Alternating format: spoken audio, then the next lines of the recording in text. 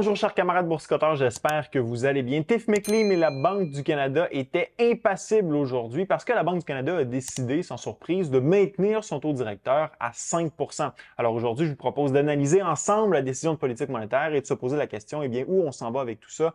Quand est-ce que nous aurons droit à des baisses de taux d'intérêt? Alors commençons tout de suite. D'abord, du côté de la Banque du Canada, comme je le disais, décision de politique monétaire, on maintient le taux directeur à 5 %. Oui, parce que ça fait plusieurs mois qu'on est à 5 %. Ça va bientôt faire un an au mois de juillet. Et c'est possible que d'ici le mois de juillet, on n'ait toujours pas de baisse de taux directeur du côté de la Banque du Canada. On y revient dans quelques instants.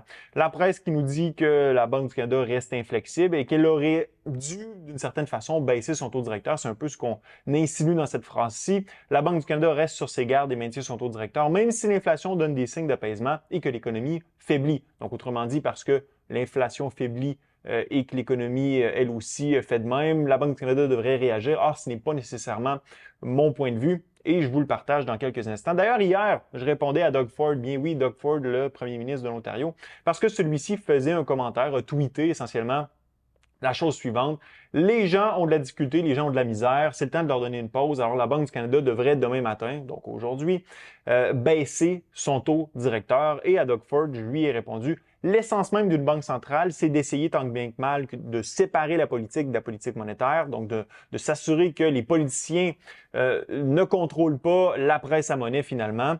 Et les politiciens devraient balancer leur budget s'ils veulent aider la Banque centrale et aider les gens finalement au lieu de se mêler des affaires de la BOC. Ça aiderait beaucoup plus que les tweets comme ceux de Doug Ford. Mais je rappelle qu'au Québec, Paul Saint-Pierre Plamondon a fait ce même genre de tweet l'automne passé. D'ailleurs, j'avais écrit un texte là-dessus comme quoi que Banque centrale et politique, ça donne un cocktail toxique. Et finalement, dans ma réponse à Doug Ford, je lui ai dit, écoute, t'as bien beau espérer que le taux directeur baisse demain matin, Doug Ford, mais j'ai des mauvaises nouvelles pour toi. L'inflation fondamentale est au nord de 3 %, donc ça me surprendrait beaucoup que la Banque centrale baisse son taux. Et essentiellement, c'est ce qui est arrivé. La Banque centrale n'a pas baissé son taux directeur. Alors, allons tout de suite analyser la décision de politique monétaire parce qu'il y a quand même plusieurs éléments à décortiquer ici. Alors, oui, le taux est maintenu à 5 %, si on le savait, mais quelles sont les raisons pourquoi la Banque centrale a pris cette décision? 1. La croissance du PIB américain a aussi ralenti, mais est restée étonnamment robuste et généralisée, portée par une forte contribution de la consommation et des exportations. Effectivement, aux États-Unis, l'économie se porte bien.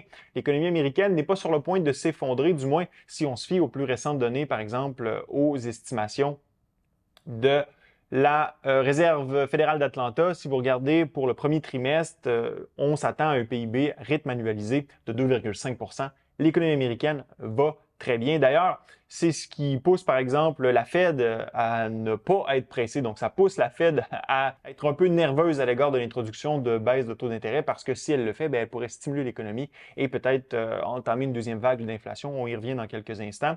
Donc, l'économie américaine va bien. Et lorsque l'économie américaine va bien, ça soulève en quelque sorte l'économie canadienne qui est très dépendante de l'économie américaine. Et c'est ce qu'on a vu au quatrième trimestre de 2023 où on a eu un trimestre avec une croissance positive sur une base trimestrielle, mais sur une base annuelle aussi.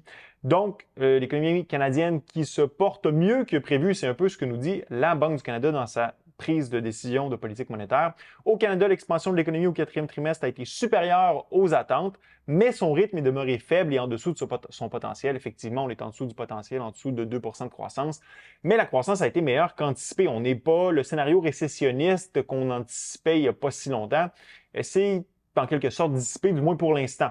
Donc, c'est assez encourageant. Ça donne de la marge de manœuvre à la Banque centrale pour pouvoir maintenir son taux directeur plus élevé plus longtemps. Alors, on continue. Les pressions sur les salaires pourraient être en train de s'atténuer. On le sait, le marché de l'emploi, on a beaucoup plus de souplesse qu'on avait précédemment. Dans l'ensemble, les données semblent indiquer que l'économie affiche une modeste offre excédentaire. Et là, on est passé dans le communiqué qui a été publié. On se rappelle, il n'y a pas si longtemps, on nous disait qu'on était en demande excédentaire. Ensuite, on nous disait que la demande et l'offre étaient essentiellement en équilibre. Et là, on est tombé en offre excédentaire, ce qui permet justement de faire baisser les prix. Lorsqu'on a une production qui est plus élevée que la demande, l'effet que ça a sur les prix, c'est une baisse et c'est ce que cherche à faire la Banque du Canada. L'indice des prix est descendu à 2,9 %. Oui, il y a un très bon travail qui a été fait de ce côté-là, vous le voyez ici. Donc, on est passé essentiellement de 8,1 en juin 2022. Maintenant, on se trouve à 2,9 sur l'IPC global au pays. Donc, très bonne nouvelle de ce côté-là. C'est encourageant, mais il y a un mais, l'inflation fondamentale, il y a encore beaucoup de travail à faire et là, la Banque du Canada met l'accent là-dessus dans sa prise de décision de politique monétaire et c'est aucunement surprenant. Des pressions inflationnistes sous-jacentes persistent. Les mesures de l'inflation fondamentale sur un an et sur 3 mois se situent dans la fourchette 3 à 3,5 %. Rappelez-vous ce que j'ai dit à Doug Ford dans ma réponse à son tweet. Et si la part des composantes de l'IPC dont la croissance est supérieure à 3 % a baissé, elle demeure au-dessus de la moyenne historique. Et là-dessus, Tiff McLean, en conférence de presse, a donné un peu plus de détails là-dessus. C'est-à-dire que 45 % des composantes du panier de l'IPC se trouvent encore au-dessus, ont une croissance là, au-dessus de 3 %. Donc, c'est très, très, très élevé. Et ben, ça incite la Banque du Canada à être très, très, très prudente par rapport à l'introduction de baisse de taux directeurs. La Banque s'attend encore à ce que l'inflation reste près de 3 % dans la première moitié d'année de 2024, puis diminue progressivement. Donc, on devrait passer sous la barre des 3 % pour ce qui est de l'inflation fondamentale à partir de la deuxième moitié d'année. Et Tiff McLean nous a dit qu'il anticipe un retour à la cible de 2 % début 2025. Donc, encore une fois, les baisses de taux, attendez pas à ce que ce soit introduit à partir de demain matin, à moins qu'on ait un grain de sable qui vienne détruire l'engrenage de l'économie canadienne. Le Conseil a décidé de maintenir son taux à 5 %. Et là, ce que veut voir la Banque du Canada, et c'est pas nouveau, le conseil de direction veut voir l'inflation fondamentale continuer de baisser et ça de façon durable. Donc, on veut vraiment que les données fondamentales de l'inflation se rapprochent de la cible de 2 % et on est encore loin de ça. Je vais simplement vous montrer un peu les données fondamentales de l'inflation. Vous les voyez ici. Oui, il y a un petit peu d'amélioration qui s'est fait. Là, il n'y a pas si longtemps, on était à 4,8 %, on est maintenant à 3,4 %, mais on est encore beaucoup trop élevé par rapport à la cible de 2 % pas de la Fed, de la Banque du Canada. Ce qui fait qu'elle est prudente, excessivement prudente, parce qu'elle a peur justement de raviver les pressions inflationnistes si elle est beaucoup trop accommodante. L'économie continue malgré tout de bien fonctionner, et ce, avec des taux d'intérêt à 5 %. Donc, voilà. Donc ça, c'était pour la décision de politique monétaire. Alors ensuite, ce qui s'est fait... Ah oui, élément important que je veux mentionner ici, lorsque vous regardez, souvent on entend souvent dans les médias qui disent « Ah, ben regardez le coût de l'intérêt hypothécaire, si vous retirez ça, l'inflation est à X ou Y ». Les données fondamentales de l'inflation retirent du calcul les extrêmes, donc les éléments du panier de l'IPC qui augmentent le plus et ceux qui diminuent le plus. Ce qui fait qu'on a une vision, je dirais, tamisée du panier de l'IPC qui est peut-être beaucoup plus éclairante que l'IPC global. Donc, dans les mesures d'inflation fondamentales que suit la Banque du Canada, par exemple, le coût d'intérêt hypothécaire qui a augmenté là, de 27 % sur un an, ben, c'est pas là-dedans. Puis l'inflation est toujours au-dessus de 3 %, donc c'est encore assez inquiétant pour la Banque du Canada. Donc, il y a eu une déclaration préliminaire qui a été faite durant la conférence de presse. Tiff McLean nous a lu ça, conférence de presse qui a eu lieu. J'ai pris des notes sur la conférence de presse que je vais me permettre de vous partager à l'instant. Plusieurs éléments importants qui valent la peine d'être mentionnés. Donc, les taux d'intérêt ont besoin de plus de temps pour compléter le travail. Tiff McLean nous a dit que oui, il y a un bon travail qui a été fait. On l'a vu, on est passé de 8 % à peu près 3 %. Mais le travail n'est pas terminé, donc il faut maintenir la politique monétaire élevé pendant plus longtemps. Mais la question présentement, c'est de savoir pendant combien de temps.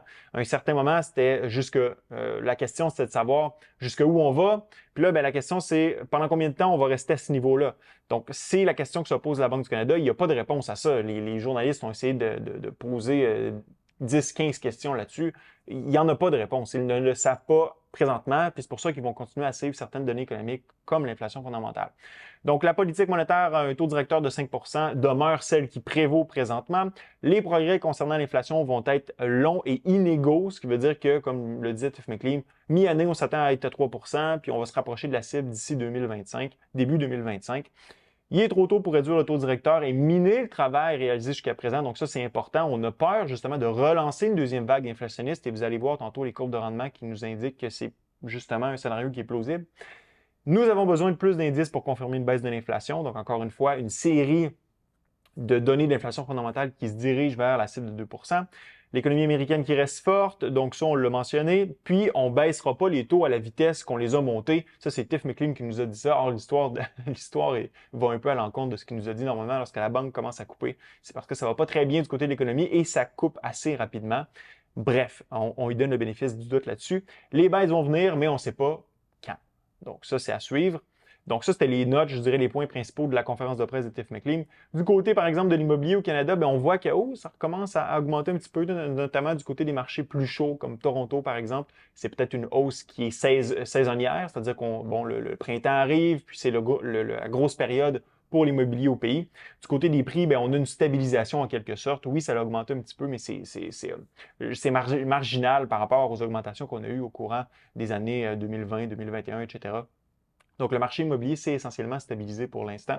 C'est sûr que si on a un choc économique, ça pourrait continuer de baisser. Bref, les taux hypothécaires vont rester élevés pendant plus longtemps. Donc, ceux qui vont en renouveler au courant des prochains mois, vous allez renouveler un taux qui est beaucoup plus élevé parce que la Banque du Canada, comme je l'ai mentionné à plusieurs reprises, n'a pas l'intention de couper son taux directeur à la prochaine rencontre, à moins qu'on ait un changement draconien du côté des données fondamentales de l'inflation. Les taux d'intérêt ou les taux hypothécaires vont rester élevés pendant longtemps.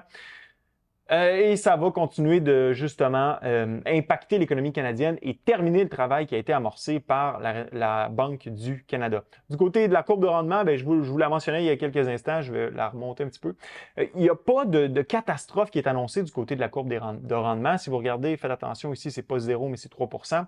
Donc, ce qu'on nous annonce essentiellement, c'est que oui, au courant des prochains mois, il va y avoir des coupes de taux d'intérêt qui vont être introduites. On est, par exemple, sur l'obligation 2 ans à 4%. Donc, ce qui veut dire la Banque du Canada devrait introduire au moins 4 coupes de taux d'intérêt au courant des prochains mois. Mais il n'y a pas de panique, il n'y a pas d'effondrement économique à ce point-ci. Regardez, par exemple, l'obligation 10 ans qui est quand même à 3,3%.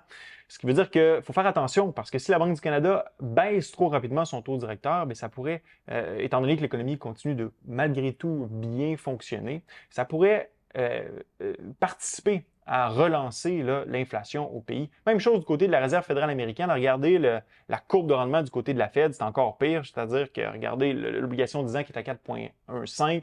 Donc oui, il va y avoir des coupes de taux d'intérêt qui vont être introduites, mais l'économie tient bon. Le marché obligataire n'est pas en train de nous envoyer des signaux alarmants du côté de l'économie. L'obligation 2 ans qui s'est raffermie de façon assez significative. On est à 4,5. Donc les 6-7 baisses de taux d'intérêt que le marché anticipait au début d'année, puis que je vous disais de faire attention, ils n'auront pas lieu parce que présentement, on parle peut-être de 2 ou de 3 au courant de 2024. Regardez par exemple la façon dont se comporte le marché obligataire. On a un ressaisissement, on se ressaisit du côté du marché obligataire.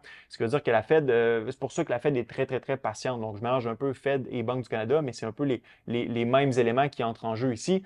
Bref, tout ça pour vous dire que ma première vidéo de l'année, ça a été justement pour vous avertir que tout le monde parlait à ce moment-là de baisse de taux d'intérêt, puis que les baisses de taux d'intérêt s'en venaient, puis je vous ai dit faites attention quand monsieur, madame, tout le monde vous parle de baisse de taux d'intérêt, soyez prudents parce que ça se peut que ce soit plus long que ce qu'anticipent non seulement les marchés, mais aussi plusieurs intervenants dans les milieux des finances. C'est ce qui est en train de se concrétiser actuellement.